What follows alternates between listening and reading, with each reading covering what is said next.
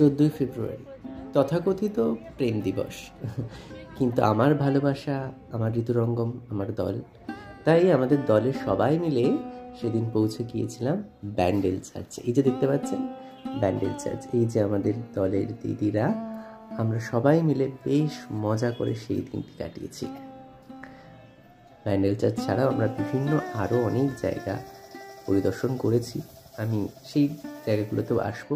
এই যে এটা আমরা দেখতে পাচ্ছি ইমামবাড়া, এই প্রাচীন স্থাপত্যগুলোর দিকে তাকিয়ে থাকলেই না মনটা উদাস হয়ে যায়। অপূর্ব সব শিল্পরীতি।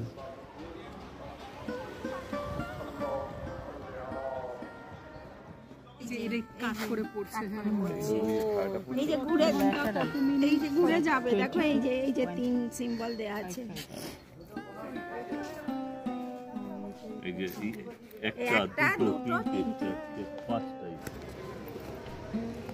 অসাধারণ স্থাপত্যে ঘেরা ইমামবাড়া পরিদর্শনের পর আমরা পৌঁছে গিয়েছিলাম অতি প্রাচীন হংসেশ্বরী মন্দিরে। এই মন্দিরের ইতিহাস কিন্তু বেশ লম্বা।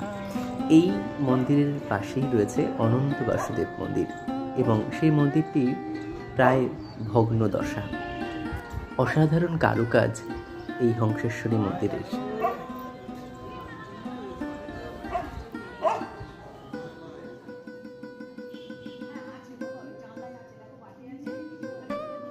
মায়ের এই মুখটি একেবারেই আলাদা। হংসেশ্বরী সেখানকার রাজমাতা, তার আদলেই এই মূর্তি স্থাপিত হয়েছে এবং এই মূর্তিটি দেখে না হঠাৎ করে চমকে উঠেছিলাম। এত জাগ্রত, এত জীবন্ত এই মূর্তি দেখে সত্যিই গা কাটা। এরপর আমরা চলে গিয়েছিলাম ময়ূর মহল, সেখানে ময়ূরের দেখা পাইনি। কি বলছো মৌসুমী দি?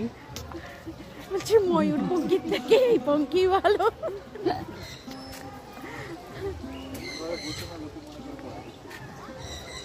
সব দুঃখ চুরিয়ে যায়। একটু তাকাও। হাই, ভিডিও করছো নাকি? হ্যাঁ।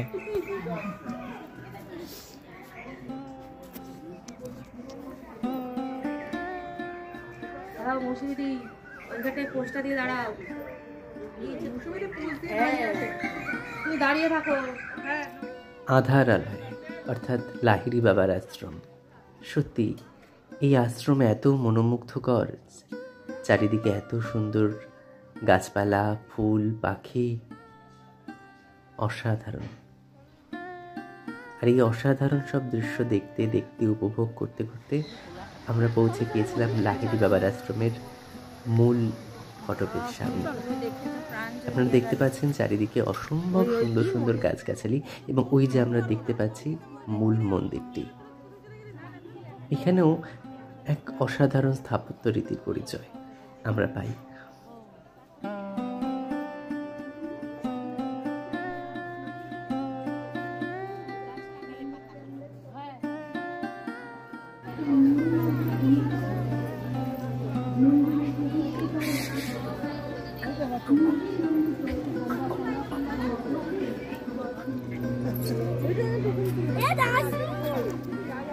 লাহিড়ী বাবার আশ্রম ঘুরতে ঘুরতেই আমাদের মধ্যে আমাদের দিদিরা এবং আমিও বেশ জেদ চাপলো আমাদের যে আমরা ত্রিবেণী সঙ্গমে যাব। এত কাছাকাছি যখন এসেছি, হুগলির ত্রিবেণী সঙ্গমে একবার ঘুরেই আসি।